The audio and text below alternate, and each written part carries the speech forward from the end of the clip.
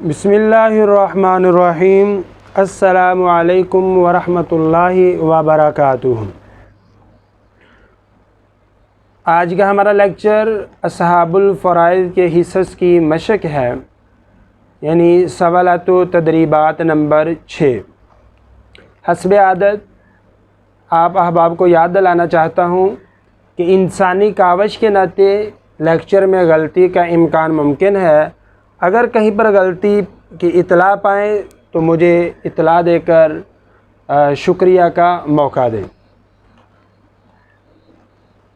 تو آئیے چلتے ہیں سوالات و تدریبات کی طرف۔ سوال نمبر 1 ہے، بیٹی کے وارث بننے کی کتنی حالتیں ہیں؟ اس کا جواب ہے بیٹی کے وارث بننے کی کل 3 حالتیں ہیں۔ سوال نمبر 2 ہے، بیٹی کے وارث بننے کی ہر حالت کی دلیل لکھیں۔ بیٹی کے وارث بننے کی پہلی صورت اسباب الغیر ہے۔ جب بیٹی اسباب الغیر کی حیثیت سے حصہ لے رہی ہو تو اس صورت میں بیٹی کا حصہ بیٹے کے حصہ سے آدھا ہوگا۔ دلیل اللہ تعالیٰ قرآن مجید میں فرماتے ہیں، یوصیکم اللہ فی اولادکم للذکر مثل حظ الانثیین۔ اللہ تمہاری اولاد کے باب میں تمہیں ہدایت دیتا ہے کہ لڑکے کا حصہ 2 لڑکیوں کے برابر ہے۔ دوسری صورت ثلثان کی ہے۔ یہ سب سے بڑا حصہ ہے جو بنات کے گروہ کو ملتا ہے۔ واضح رہنا چاہیے کہ اوپر والے درجہ کی بنات کے ایک طبقہ کو یہ فرض مل گیا، ثلثان پورا ہو گیا، تو نیچے والے درجہ کے طبقہ میں موجود بنات کو فرضاً کچھ حصہ نہیں ملے گا۔ البتہ نیچے درجہ کا کوئی عاصب ہو تو اسباب الغیر کی حیثیت سے نیچے والی بنات کو حصہ ملے گا، اور وہ حصہ للذکر مثل حظ الانثیین کے تحت ہوگا۔ ثلثان کے حوالے سے دلیل اللہ تعالیٰ قرآن مجید میں فرماتے ہیں، فَإِن كُنَّ نِسَاءً فَوْقَ اثْنَتَيْنِ فَلَهُنَّ ثُلُثَا مَا تَرَكَ، اور اگر لڑکیاں 2 سے زائد ہیں تو ان کے لیے ترکے کا کل ترکے کا 2/3 ہے۔ تیسری صورت نصف کی ہے۔ بیٹی کو ترکہ میں سے آدھا حصہ ملے گا۔ اس کی دلیل اللہ تعالیٰ قرآن مجید میں فرماتے ہیں، وَإِن كَانَتْ وَاحِدَةً فَلَهَا النِّصْفُ، اور اگر بیٹی اکیلی ہے تو اس کے لیے کل جائیداد میں سے آدھا حصہ ہے۔ سوال نمبر 3 ہے، بیٹی کو نصف حصہ کب ملتا ہے؟ مثال سے واضح کریں۔ مثال ہے جی، ایک آدمی فوت ہوا، ورثاء میں اپنی بیوی، ایک بیٹی اور ایک پوتا چھوڑا۔ اس مثال کو حل کریں تو اصل مسئلہ 8 سے بن رہا ہے۔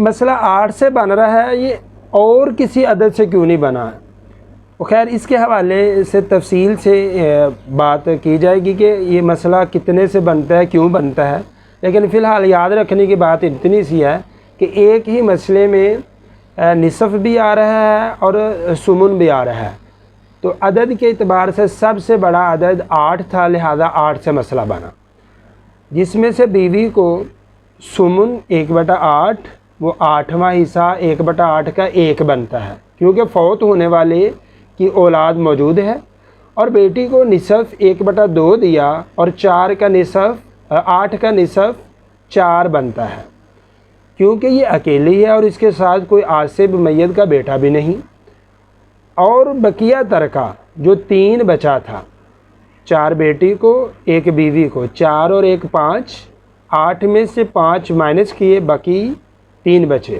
وہ 3 حصہ پوتا کو دیا کیونکہ یہ میت کا قریبی اسبہ مذکر ہونے کی حیثیت سے اس کو مل گیا اور کوئی موجود ہی نہیں قریبی اسبہ مذکر، لہذا پوتے کو بطور اسبہ حصہ دے دیا۔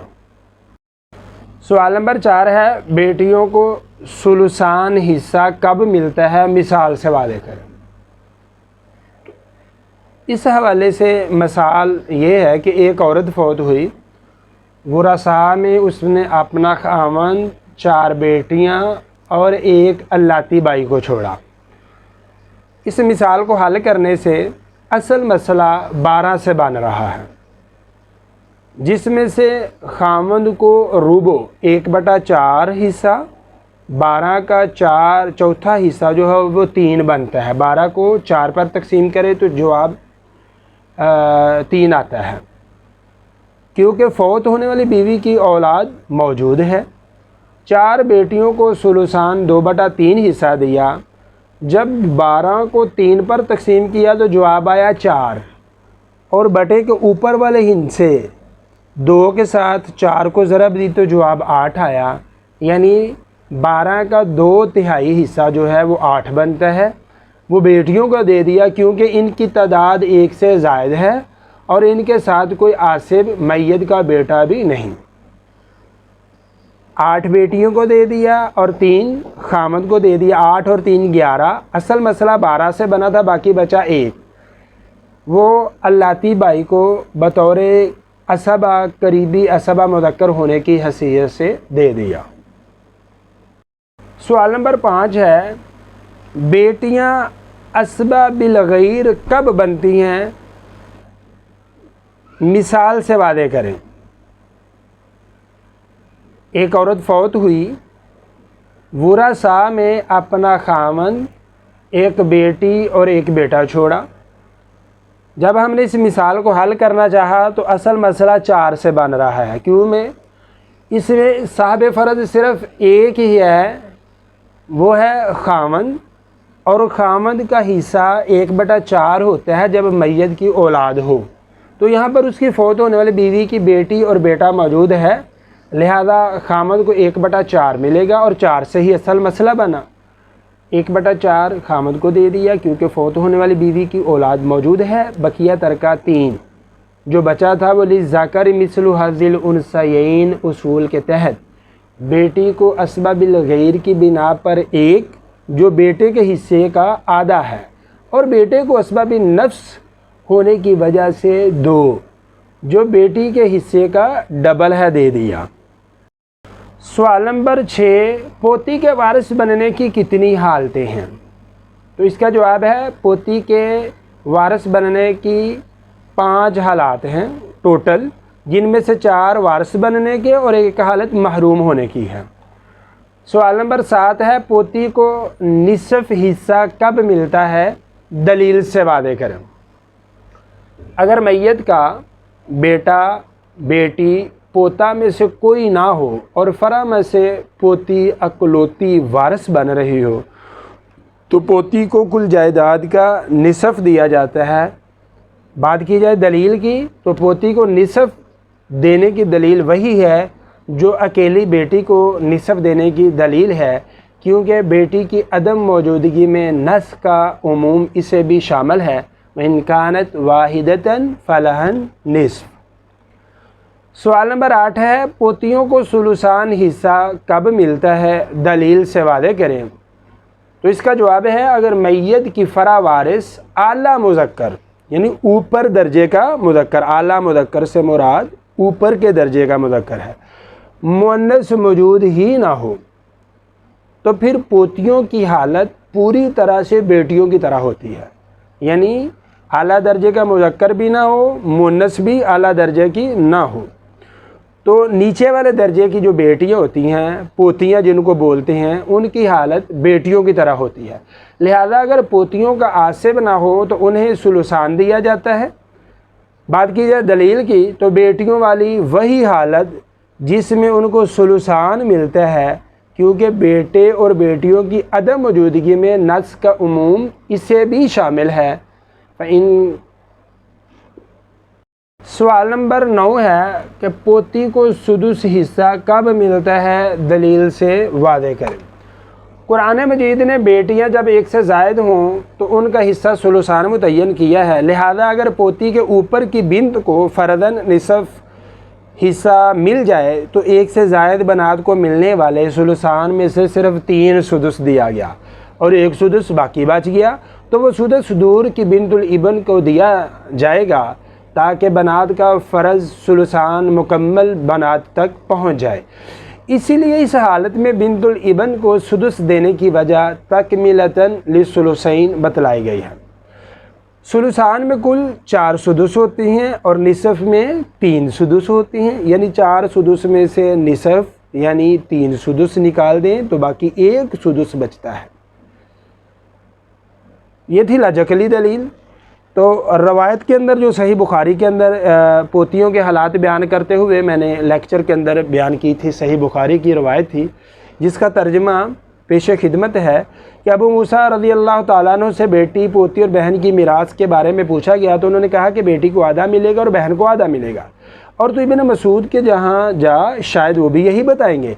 फिर इब्न मसूद से पूछा गया और अबू मूसा की बात भी पहुँचाई गई कि इब्न मसूद को बताया गया कि अबू मूसा ने ऐसे मसला बताया तो आप बताइए।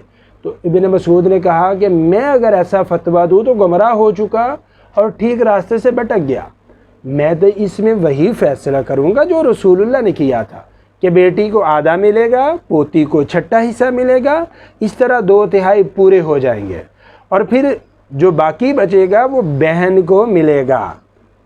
ये फ़ैसला जो अब्दुल्ला बिन मसूद ने किया था, ये अबू मूसा रज़ी अल्लाह ताला अन्हु को बतलाया गया कि अब्दुल्ला बिन मसूद ने तो ये फ़ैसला किया है। तो उन्होंने कहा कि जब तक ये आलिम तुम में मौजूद है मुझसे मसाइल न पूछा करो। सवाल नंबर 10 है, पोतियाँ असबा बिल गैर कब बनती हैं, दलील से वादे करें।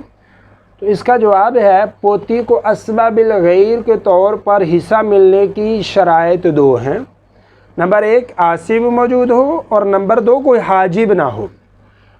इसकी दलील वही है जो बेटियों के असबा बिल गैर होने की दलील है, क्योंकि आयत के अमूम में पोती भी शामिल है और पोती अपने निचले दर्जा के पोते यानी पड़पोते के साथ असबा इसलिए बन जाती है क्योंकि पड़पोता अपने दर्जा की पोती यानी पड़पोती को असबा बना लेता है, और जो पोती से निचले दर्जा की होती है इसलिए पड़पोता अपने से ऊपर के दर्जा की पोती को बिल औला असबा बना सकता है। सवाल नंबर 11 है और इस मशक के हवाले से ये आखिरी सवाल है, पोतियाँ किन सूरतों में हिस्सा लेने से महरूम होती हैं। तो इसका जवाब है, अव्वलन मैयत का फरा वारिस आला मुज़क्कर मौजूद हो, यानी ऊपर के दर्जे का मुज़क्कर मौजूद हो, तो बिंतुल इबन का इस्तेहकाक बाकी ही नहीं बचता बल्कि वो सिरे से महजूब हो जाती है। इसकी दलील उसूल वास्ता जिसकी वजाहत हजब के बयान में हो चुकी है। सानियन इसके महरूम होने की सूरत जब मैयत की ऊपर की बनात में सुलुसान ख़त्म हो चुका हो और पोती का असबा बनाने वाला कोई आसिब ना हो तो बनात को फ़र्दन मिलने वाला पूरा सुलुसान उन्हीं बनात पर ख़त्म हो जाता है। इसलिए नीचे की बनात को फ़र्दन देने के लिए कुछ बचता ही नहीं, और आसिब ना होने की सूरत में तासीबन भी हकदार नहीं होती, यानी फ़र्दन या तासीबन किसी भी तरह से कुछ नहीं मिल पाता। इसकी दलील बनात को मिलने वाला हिस्सा ज़्यादा से ज़्यादा सुलुसान होता है जो ऊपर की बनात में ख़त्म हो चुका है, इसलिए फ़र्द में इसके लिए कुछ बचा ही नहीं और इसे असबा बनाने वाला भी कोई नहीं, इसलिए असबा की हैसियत से भी इसका कोई हिस्सा नहीं है। बिहम्दिल्लाह सवालत व तदरीबात नंबर 6 अल्लाह के फ़ज़ल व करम से मुकम्मल हुई। आप अहबाब ने ये लेक्चर सुना, आपको अच्छा लगे, पसंद आए तो इसको लाइक करें। अगर आप चैनल पर न्यू हैं तो आप अहबाब से गुजारिश है कि इसको सब्सक्राइब कर लें और बेल आइकन का बटन दबाना ना भूलें ताकि हर आने वाला लेक्चर आप तक पहुंच सके, और ज़्यादा से ज़्यादा शेयर करें। तकसीम जायदाद के हल के लिए आप अहबाब स्क्रीन पर मौजूद नंबर पर मैसेज करके व्हाट्सएप के ज़रिए, कॉल के ज़रिए या फिर जीमेल के ज़रिए आप मेल करके आप सवाल पूछ सकती हैं। इंशाअल्लाह कुरान और हदीस की रोशनी में आप अहबाब को जवाब दिया जाएगा।